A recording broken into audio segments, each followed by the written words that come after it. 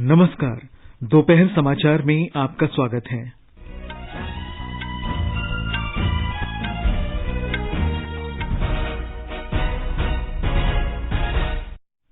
गृह मंत्री अमित शाह ने जम्मू कश्मीर से अनुच्छेद 370 को हटाने की सराहना की।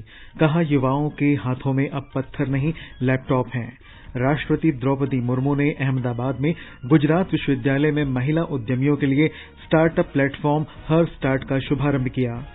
केंद्र ने अगले 500 दिनों में 25,000 नए टेलीकॉम टावर लगाने के लिए 36,000 करोड़ रुपए की मंजूरी दी।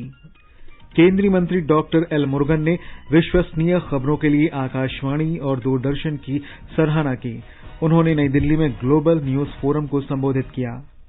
वायुसेना प्रमुख air chief marshal VR Chaudhari ने कहा, भारतीय वायुसेना वास्तविक नियंत्रण रेखा से लगे क्षेत्रों में चीनी वायुसेना की गतिविधियों पर नजर रख रही है। उत्तर कोरिया ने आज तड़के जापान के ऊपर से बैलिस्टिक मिसाइल दागी। महानवमी आज पूरे देश में श्रद्धा और भक्ति के साथ मनाई जा रही है।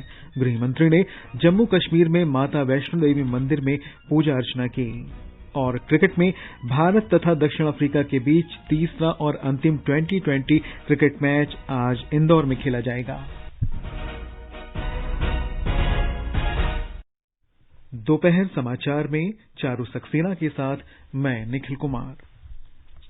गृह मंत्री अमित शाह ने जम्मू कश्मीर में अनुच्छेद 370 हटाए जाने के केंद्र के फैसले की सराहना की है। उन्होंने कहा कि अनुच्छेद 370 हटाए जाने के बाद से जम्मू कश्मीर में हिंसा में कमी आई है। राजौरी जिले में एक विशाल जनसभा को संबोधित करते हुए उन्होंने कहा कि युवाओं के हाथों में अब पत्थर नहीं लैपटॉप हैं। धारा 370 हटने के बाद मोदी जी ने वादा किया था कि हम जल्द से जल्द चुनाव कराएंगे। चुनाव के लिए परिसीमन जरूरी था, क्योंकि पहले जो परिसीमन हुआ था ये 3 परिवारों ने अपने लिए किया था। परिसीमन आयोग के नियमों के अनुसार नहीं किया था। पहली बार आजादी के बाद परिसीमन हुआ और ये पहाड़ी क्षेत्र की सीटों में बढ़ोतरी हुई है। श्री अमित शाह जम्मू कश्मीर के 3 दिन के दौरे पर हैं। उन्होंने आज सुबह माता वैष्णो देवी मंदिर में पूजा अर्चना की। उपराज्यपाल मनोज सिन्हा, केंद्रीय मंत्री डॉक्टर जितेंद्र सिंह तथा प्रशासनिक और श्राइन बोर्ड के अधिकारी भी उनके साथ थे। हमारे संवाददाता ने बताया है कि श्री शाह जम्मू के कन्वेंशन सेंटर में विभिन्न विकास परियोजनाओं का उद्घाटन करेंगे और आधारशिला रखेंगे।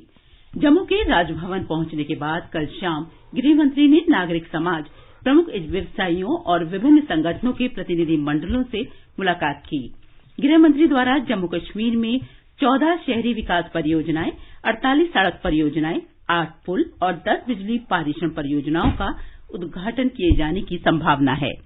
वे जल जीवन मिशन के तहत 41 जलापूर्ति योजनाओं की आधारशिला रखेंगे। श्री शाह 225 ऑनलाइन जनसेवाओं का भी शुभारंभ करेंगे और जिला कुशल प्रशासन सूचकांक 2021-22 का दूसरा संस्करण जारी करेंगे। राष्ट्रपति द्रौपदी मुर्मू ने कहा है कि यदि राज्य एक दूसरे का सफल विकास मॉडल अपनाते हैं तो देश अमृत काल में निश्चित रूप से विकसित राष्ट्र बन सकेगा। श्रीमती मुर्मू आज अहमदाबाद में महिला उद्यमियों के लिए गुजरात विश्वविद्यालय के स्टार्टअप प्लेटफॉर्म हर स्टार्ट के उद्घाटन के बाद जनसभा को संबोधित कर रही थीं। उन्होंने गुजरात विश्वविद्यालय में शिक्षा और जनजातीय विकास से जुड़ी विभिन्न परियोजनाओं की आधारशिला रखी। इनमें जनजातियों के लिए 5 हाई स्कूल का वर्चुअल उद्घाटन, नर्मदा जिले में छात्रावास की आधारशिला और शिक्षा विभाग की 5 बुनियादी ढांचा परियोजनाओं का शुभारंभ शामिल है। राष्ट्रपति ने कहा कि विज्ञान, अनुसंधान और नवाचार क्षेत्र में भारत की स्थिति और मजबूत करने की नींव स्कूली शिक्षा है। उन्होंने कहा कि वैश्विक नवाचार सूचकांक 2022 में भारत की स्थिति में सुधार हुआ है और ये 81वें से 14वें स्थान पर आ गया है। विज्ञान, अनुसंधान और इनोवेशन में भारत की स्थिति को और मजबूत बनाने की आधारशिला स्कूली शिक्षा द्वारा ही निर्मित होगी। राष्ट्रीय शिक्षा नीति 2020 के तहत भी भारत को नॉलेज सुपर पावर बनाने का लक्ष्य तय किया गया है। गुजरात ने अन्य क्षेत्र के साथ साथ शिक्षा के क्षेत्र में भी उल्लेखनीय प्रगति हासिल की है। पिछले 2 दशकों में राज्यों में स्कूल ड्रॉप आउट की दर 22% से घटकर 37% हो गई है। शिक्षक छात्र रेशियो में भी 40 से सुधरकर 26 तक पहुंच गया है। राष्ट्रपति ने कहा कि महिला उद्यमियों को प्रोत्साहित करने के अलावा हर स्टार्ट पहल उन्हें विभिन्न निजी तथा सरकारी मंचों से भी जोड़ेगी। इस यूनिवर्सिटी के कैंपस में 450 से अधिक स्टार्टअप कार्य कर रहे हैं और उनके द्वारा रोजगार के अवसर प्रदान किए गए हैं।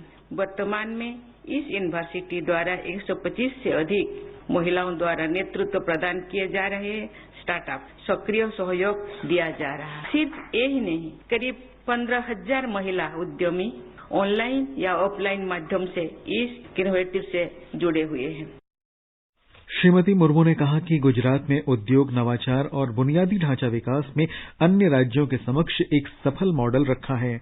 उन्होंने शिक्षा तथा जनजातीय विकास क्षेत्र में गुजरात सरकार के कार्यों का उल्लेख किया। वन बंधु कल्याण योजना के प्रभावी कार्यान्वयन से जनजातीय समाज में साक्षरता दर में उल्लेखनीय वृद्धि हुई है। गुजरात सरकार गुजरात गौरव अभियान के अंतर्गत जनजातीय क्षेत्र के विकास के लिए अनेक योजनाएं पर कार्य कर रही है। प्रधानमंत्री नरेंद्र मोदी कल हिमाचल प्रदेश के दौरे पर जाएंगे। श्री मोदी राज्य में 3,650 करोड़ रुपए से अधिक की परियोजनाओं का उद्घाटन और शिलान्यास करेंगे। वे बिलासपुर में अखिल भारतीय आयुर्विज्ञान संस्थान एम्स का उद्घाटन भी करेंगे। हिमाचल प्रदेश के मुख्यमंत्री जयराम ठाकुर ने आकाशवाणी को बताया कि प्रधानमंत्री हिमाचल प्रदेश को विकास की कई सौगातें देंगे। प्रधानमंत्री जी का बहुत एक स्नेह का एक रिश्ता है और बिना मांगे हिमाचल प्रदेश को एक नहीं अनेकों योजनाएं और हिमाचल जैसे छोटे प्रदेश के लिए ऑल इंडिया मेडिकल इंस्टीट्यूट मिलना और उसका इनॉग्रेशन के लिए आना और इन्होंने ही फाउंडेशन स्टोन भी किया था और वो भवन बन करके तैयार हुआ, को डेडिकेट कर रहे हैं। और उसी तरह से हमारे बिलासपुर में ही हाइड्रो इंजीनियरिंग कॉलेज का उसका इनॉग्रेशन वहां पर होने वाला है और उसके साथ साथ में मेडिकल डिवाइस पार्क भी शिलान्यास हो रहा है। बद्दी में जो हमारी इंडस्ट्रियल एरिया है उसमें भी एक शुरुआत हो रही है 4 लेन की। तो ये सारे 4 प्रोजेक्ट मेजर प्रोजेक्ट्स को हिमाचल प्रदेश को जो है वो मिलकर के हिमाचल की विकास को, हिमाचल की प्रगति को बहुत गति देने के लिए प्रधानमंत्री जी ने ये काम किया। सरकार ने अगले 500 दिनों में 25,000 नए दूरसंचार टावर लगाने के लिए 36,000 करोड़ रुपए मंजूर किए हैं। इलेक्ट्रॉनिकी और सूचना प्रौद्योगिकी मंत्री अश्वनी वैष्णव ने नई दिल्ली में राज्यों की सूचना प्रौद्योगिकी मंत्रियों के डिजिटल इंडिया सम्मेलन के समापन समारोह में कहा कि टावर स्थल की सूची राज्यों के परामर्श से तैयार की गई है और इसकी आगे भी समीक्षा की जा सकती है। उन्होंने कहा कि डिजिटल इंडिया के लिए देश के प्रत्येक कोने तक इसकी पहुंच महत्वपूर्ण है। श्री वैष्णव ने सभी राज्यों और केंद्र शासित प्रदेशों को पीएम गति शक्ति योजना से तेजी से जुड़ने के लिए बधाई दी।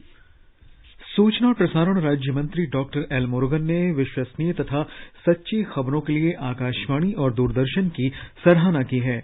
उन्होंने कहा कि प्रसार भारती के दोनों संगठनों ने सरकारी कल्याणकारी योजनाओं के बारे में जानकारी के प्रसार के साथ साथ भारतीय संस्कृति और इतिहास तथा राष्ट्र के मूल्य के बारे में जागरूकता बढ़ाने में प्रभावी भूमिका निभाई है। डॉक्टर मुरुगन आज नई दिल्ली में ग्लोबल न्यूज फोरम को संबोधित कर रहे थे। उन्होंने कहा कि कोविड महामारी के दौरान फर्जी खबरें और गलत सूचनाएं फैलने का बड़ा खतरा था, लेकिन आकाशवाणी और दूरदर्शन ने मिथकों को दूर करने में महत्वपूर्ण भूमिका निभाई। उन्होंने यूक्रेन से भारतीयों को सुरक्षित निकालने के अभियान ऑपरेशन गंगा के दौरान की गई कवरेज की भी सराहना की। Our dynamic leader Narendra Modi ji took an operation Ganga. In this operation Ganga, so the media houses and our Prasar Bharati gave the hope to the students. The government of India is taking initiative and taking steps to bring back the students from the war region to the mother country. So our motto has success. We brought all students from the war region to the motherland. Not only Indian students, other country students also we brought. इस अवसर पर प्रसार भारती के मुख्य कार्यकारी अधिकारी मयंक कुमार अग्रवाल ने कहा कि आकाशवाणी और दूरदर्शन ने लोक प्रसारण के उच्चतम मानकों को बनाए रखा है। उन्होंने कहा कि कोविड महामारी के दौरान आकाशवाणी और दूरदर्शन केंद्रों ने जागरूकता फैलाने के लिए 24 घंटे काम किया। During the times of epidemic, fake news was spreading faster than the epidemic. There was another pandemic, that was the information pandemic. right or wrong, it was Doordarshan and All India Radio. They came in the front and they were busting fake news in real time. A number of programs to counter the fake news were started. The public broadcaster, Government of India, they all came together. Akashvani समाचार सेवा प्रभाग की महानिदेशक doctor वसुधा गुप्ता तथा सूचना और प्रसारण मंत्रालय के वरिष्ठ अधिकारी भी इस अवसर पर उपस्थित थे। ग्लोबल न्यूज फोरम का आयोजन एशिया प्रशांत प्रसारण संघ और डीडी इंडिया ने मिलकर किया है। ये समाचार हमारी वेबसाइट newsonair.com/hindi और हमारे mobile app news on AIR पर भी उपलब्ध हैं। सुनो ना, हाँ? सोच रहा हूँ अपना बिजनेस क्यों न बढ़ा लूं। तो रोका किसने है? हाँ? रोका तो किसी ने नहीं, पर समझ नहीं आ रहा कि मदद किससे मांगूं।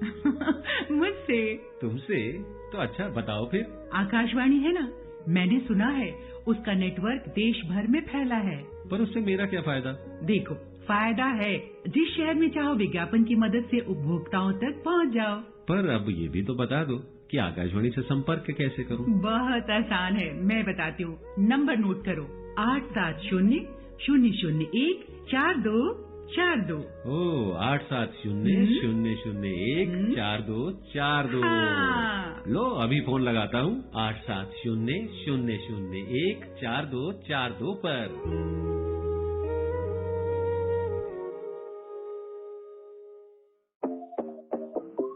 देश भर में धूम मचाए ज्ञान का ये उपहार, मोबाइल पे आजादी क्वेस्ट आया जाति का इतिहास। डाउनलोड करे आजादी क्वेस्ट, ये लो जीतो ढेरों इनाम, मौका पाए जुड़ने का रेडियो और डीडी के साथ। सिर्फ खेल नहीं उत्सव है, आजादी का अमृत महोत्सव है, आजादी का अमृत महोत्सव है। डाउनलोड करें आजादी क्वेस्ट ऐप और पाएं ढेरों इनाम। अगर आप प्रतियोगी परीक्षाओं की तैयारी कर रहे हैं तो एआईआर का प्रोग्राम अभ्यास है सिर्फ आपके लिए। इस बार का विषय है साइकोलॉजी और इस विषय पर आप अपने सवाल हमें व्हाट्सएप करें 9289094044 पर या ईमेल करें abhyas.airnews@gmail.com पर। आपके सवाल हमें मिल जाने चाहिए अक्टूबर 5 तक। आपका अभ्यास हमारा प्रयास। दोपहर समाचार में आपका फिर स्वागत है। वायुसेना प्रमुख air chief marshal VR Chaudhari ने कहा कि वैश्विक स्तर पर हाल के घटनाक्रम किसी भी चुनौती से निपटने के लिए मजबूत सैन्य क्षमता की आवश्यकता रेखांकित करते हैं।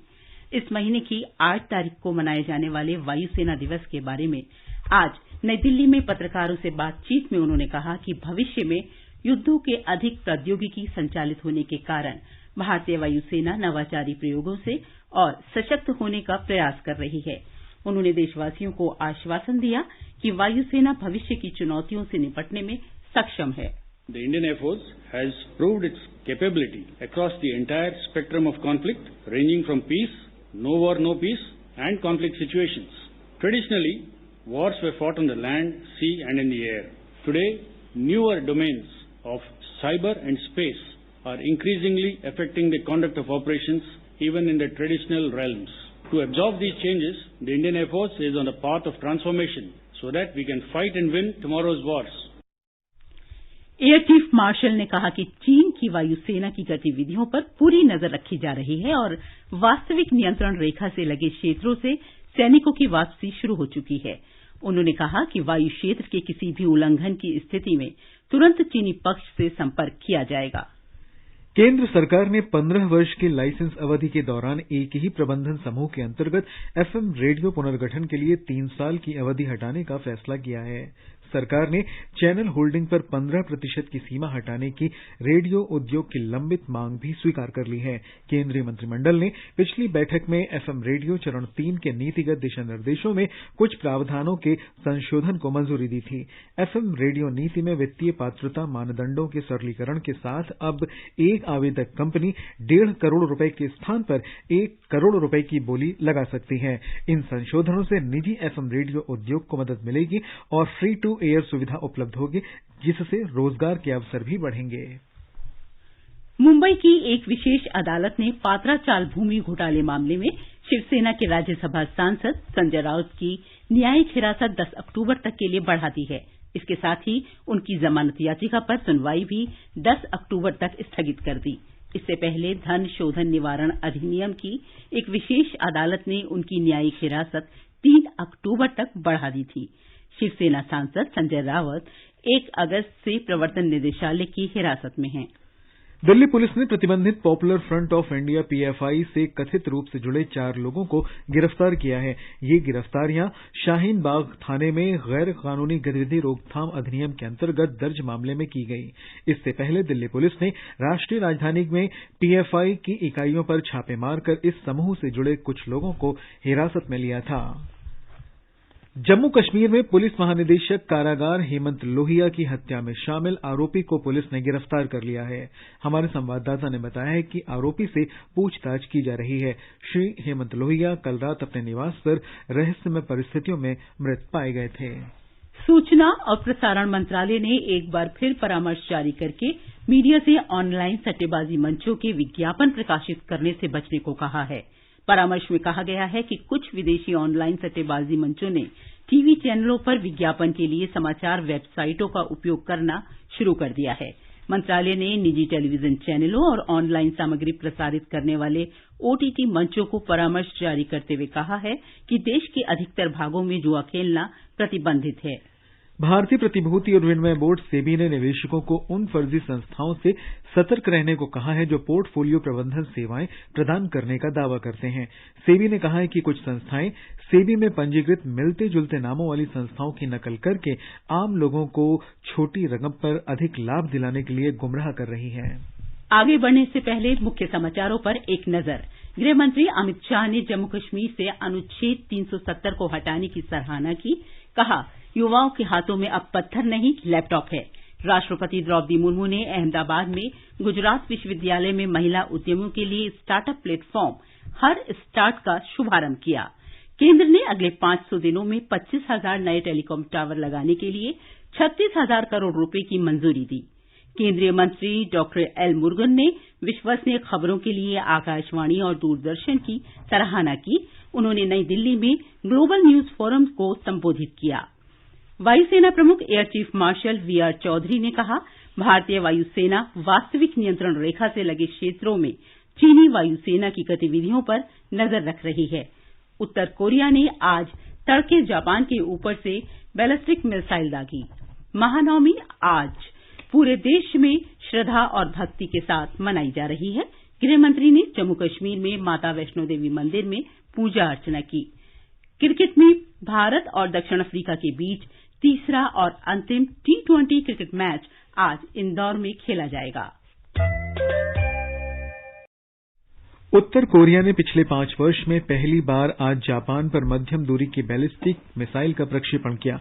इसके कारण जापान को स्थल खाली कराने का नोटिस जारी करना पड़ा और प्रक्षेपण के दौरान रेलगाड़ियों का परिचालन रोकना पड़ा। आज का प्रक्षेपण पिछले 10 दिन के दौरान उत्तर कोरिया का 5वां परीक्षण था। जापान के प्रधानमंत्री कार्यालय ने बताया कि उत्तर कोरिया से प्रक्षेपित मिसाइल जापान के ऊपर से होता हुआ प्रशांत महासागर में गिरा। जापान के प्रधानमंत्री फुमियो किशिदा ने कहा कि उत्तर कोरिया की ये कार्रवाई निंदनीय है। जापान के मुख्य कैबिनेट सचिव ने कहा कि फिलहाल किसी नुकसान की कोई खबर नहीं है। अमेरिका की राष्ट्रीय सुरक्षा परिषद के प्रवक्ता एड्रिन वॉटसन ने कहा कि अमेरिका इस घातक कार्रवाई की निंदा करता है। दक्षिण कोरिया के राष्ट्रपति यून सुक योल ने कहा कि उत्तर कोरिया की इस उकसाने वाली कार्रवाई का कड़ाई से जवाब दिया जाएगा। दक्षिण कोरिया और जापान ने इस मुद्दे पर विचार के लिए राष्ट्रीय सुरक्षा परिषद की आपात बैठक बुलाई है। फ्रांस में भारत के राजदूत जावेद अशरफ ने कल पेरिस इंफ्रा वीक के उद्घाटन में भाग लिया।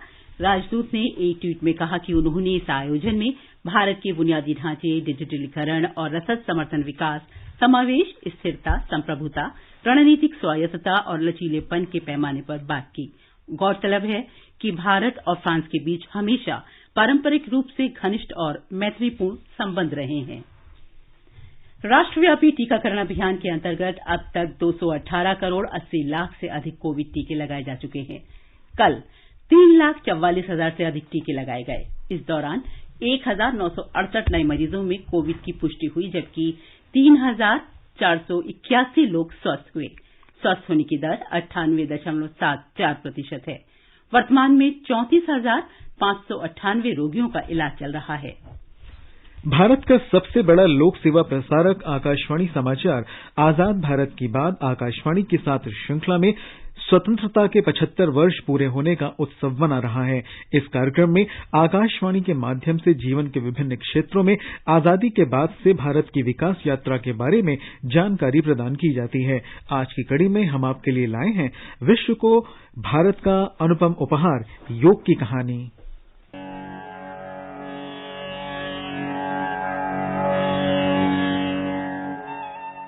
ऐसा माना जाता है कि योग की शुरुआत सभ्यता के शुरू होने के साथ हुई। ऋषि पतंजलि ने पहला योग दर्शन दिया, जिसमें योग को विचारों पर नियंत्रण करने और अंतर्मन में स्थिरता लाकर जीवन को शांतिमय बनाने के साधन के रूप में परिभाषित किया गया। ये योग है, संयोग है, आरोग्य ही योग है। योग एक प्राचीन शारीरिक, मानसिक और आध्यात्मिक अभ्यास है जो भारत ने विश्व को दिया है।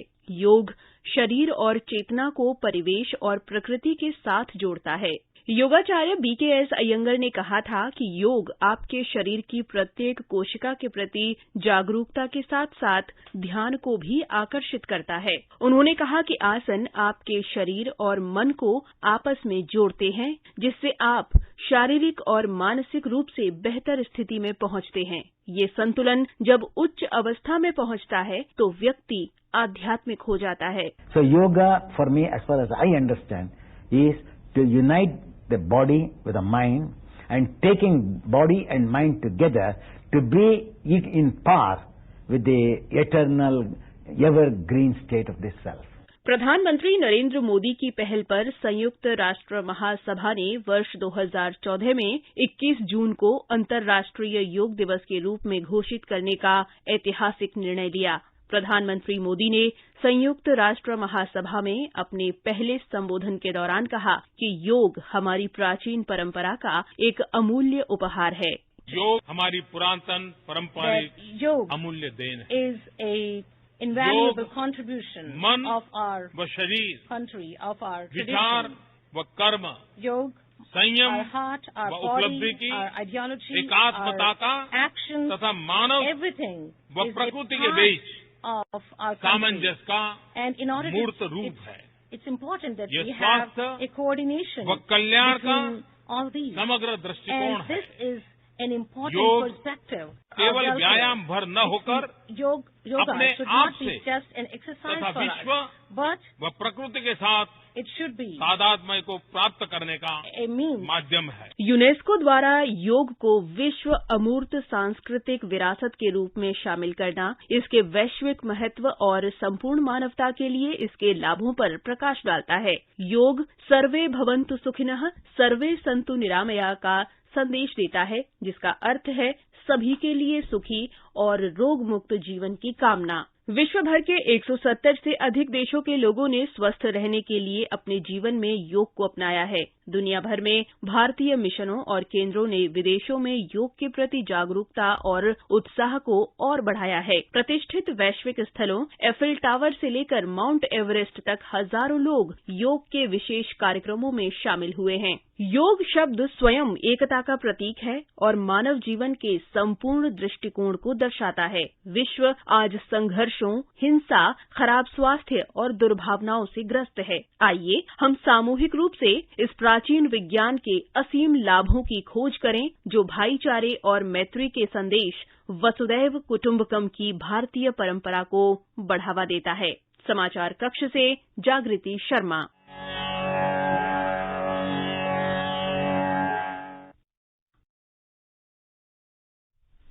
आजाद भारत के बाद आकाशवाणी के साथ कार्यक्रम को ट्विटर पर @AIR News Alerts, YouTube channel news on AIR official, news on AIR app, Facebook और इंस्टाग्राम पर सुना जा सकता है। ये समाचार आकाशवाणी से प्रसारित किए जा रहे हैं। ताज़ा समाचार जानने के लिए आप हमारे Twitter handle @AIR News Hindi को फॉलो कर सकते हैं। रक्षा मंत्री राजनाथ सिंह ने भारतीय वायुसेना को उत्तराखंड में फंसे पर्वतारोहियों की मदद के लिए बचाव और राहत अभियान चलाने का निर्देश दिया है। उन्होंने मुख्यमंत्री पुष्कर धामी से बात कर स्थिति की जानकारी ली। श्री सिंह ने उत्तरकाशी में भूस्खलन के कारण पर्वतारोहियों की जान जाने पर दुख व्यक्त किया। महानवमी का पर्व आज पूरे देश में श्रद्धा और भक्ति के साथ मनाया जा रहा है। पश्चिम बंगाल में महानवमी पूरे धार्मिक उत्साह और उल्लास के साथ मनाई जा रही है। षष्ठी पर बोधन और अधिवास के साथ शुरू हुए 5 दिवसीय उत्सव का समापन कल प्रतिमा विसर्जन के साथ होगा। प्रधानमंत्री नरेंद्र मोदी ने इस अवसर पर लोगों को शुभकामनाएं दी हैं। उन्होंने ट्वीट पर महासिद्धिदात्री की स्तुति भी साझा की। कमले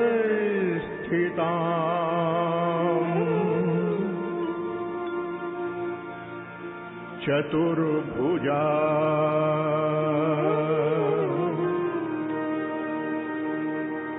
सिद्धिदात्री यशस्विनी सिद्धिदात्री।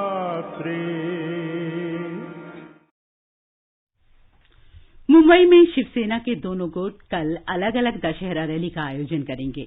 हमारे संवाददाता ने बताया है कि उद्धव ठाकरे के नेतृत्व वाली शिवसेना परंपरा के अनुसार प्रसिद्ध शिवाजी पार्क मैदान में इस वार्षिक सभा का आयोजन करेगी। कल मनाए जाने वाला दशहरा उत्सव महाराष्ट्र की राजनीति की दृष्टि से बहुत महत्व रखता है। शिवसेना के दोनों गुटों की तरफ से मनाए जाने वाला दशहरा उत्सव ऐसे समय में भी आता है जब मुंबई के अंधेरी पूर्व विधानसभा क्षेत्र के लिए उपचुनाव 3 नवंबर को होने वाले हैं। इस साल मई में शिवसेना विधायक रमेश लटके के निधन के कारण उपचुनाव कराना पड़ रहा है। कुणाल शिंदे, आकाशवाणी समाचार, मुंबई। 36वें राष्ट्रीय खेलों में सेना 32 स्वर्ण, 18 रजत और 18 कांस्य सहित कुल 68 पदक जीतकर शीर्ष पर है। हरियाणा को अब तक 23 स्वर्ण, 20 रजत और 15 कांस्य सहित कुल 58 पदक मिले हैं और वो दूसरे स्थान पर है। महाराष्ट्र 14 स्वर्ण, 15 रजत और 31 कांस्य सहित कुल 60 पदकों के साथ तीसरे स्थान पर है। उत्तर प्रदेश के रामबाबू ने पुरुषों की 35 किलोमीटर दौड़ में स्वर्ण पदक जीता। महिलाओं की 35 किलोमीटर दौड़ में उत्तराखंड ने शीर्ष स्थान हासिल किया। राष्ट्रीय खेल गुजरात के 6 शहरों में आयोजित किए जा रहे हैं और इन खेलों का समापन 12 अक्टूबर को होगा। भारत ने बांग्लादेश में महिला T20 Asia cup cricket tournament में संयुक्त अरब अमीरात को जीत के लिए 179 रन का लक्ष्य दिया है। भारत ने टॉस जीतकर पहले बल्लेबाजी करते हुए 5 विकेट पर 178 रन बनाए। भारत और दक्षिण अफ्रीका के बीच 3 T20 क्रिकेट मैचों की श्रृंखला का तीसरा और अंतिम मैच आज इंदौर में खेला जाएगा। ये मैच शाम 7 बजे शुरू होगा। आकाशवाणी का समाचार सेवा प्रभाग आज रात अपने स्पॉटलाइट कार्यक्रम में मुख्य निर्वाचन आयुक्त राजीव कुमार के साथ भेंट वार्ता प्रसारित करेगा। इसे FM गोल्ड चैनल और अतिरिक्त मीटरों पर रात 9:15 से सुना जा सकता है। ये कार्यक्रम हमारी वेबसाइट newsonair.com और हमारे YouTube channel news on AIR official पर भी उपलब्ध रहेगा। और अब एक नजर आज के मौसम पर। राष्ट्रीय राजधानी दिल्ली, मुंबई, चेन्नई और कोलकाता में आंशिक रूप से बादल छाए रहेंगे। जम्मू, लेह और गिलगित में आसमान साफ रहेगा। श्रीनगर और मुजफ्फराबाद में बादल छाए रह सकते हैं। पूर्वोत्तर में गुवाहाटी, इम्फाल, शिलंग, आइजॉल, कोहिमा, गंगटोक, अगरतला और ईटानगर में गरज के साथ छींटे पड़ सकते हैं। इन शहरों में तापमान 16 डिग्री से 34 डिग्री सेल्सियस के बीच रहेगा। और अंत में मुख्य समाचार एक बार फिर से। गृह मंत्री अमित शाह ने जम्मू कश्मीर से अनुच्छेद 370 को हटाने की सराहना की। कहा, युवाओं के हाथों में अब पत्थर नहीं लैपटॉप हैं। राष्ट्रपति द्रौपदी मुर्मू ने अहमदाबाद में गुजरात विश्वविद्यालय में महिला उद्यमियों के लिए स्टार्टअप प्लेटफॉर्म हस्टार्ट का शुभारंभ किया। केंद्र ने अगले 500 दिनों में 25,000 नए टेलीकॉम टावर लगाने के लिए 36,000 करोड़ रुपए की मंजूरी दी। केंद्रीय मंत्री डॉक्टर एल मुरुगन ने विश्वसनीय खबरों के लिए आकाशवाणी और दूरदर्शन की सराहना की। उन्होंने नई दिल्ली में ग्लोबल न्यूज फोरम को संबोधित किया। वायुसेना प्रमुख air chief marshal VR Chaudhari ने कहा, भारतीय वायुसेना वास्तविक नियंत्रण रेखा से लगे क्षेत्रों में चीनी वायुसेना की गतिविधियों पर नजर रख रही है। उत्तर कोरिया ने आज तड़के जापान के ऊपर से बैलिस्टिक मिसाइल दागी। महानवमी आज पूरे देश में श्रद्धा और भक्ति के साथ मनाई जा रही है। और भारत तथा दक्षिण अफ्रीका के बीच तीसरा और अंतिम T20 क्रिकेट मैच आज इंदौर में खेला जाएगा। इसके साथ ही दोपहर समाचार का ये अंक समाप्त हुआ। नमस्कार।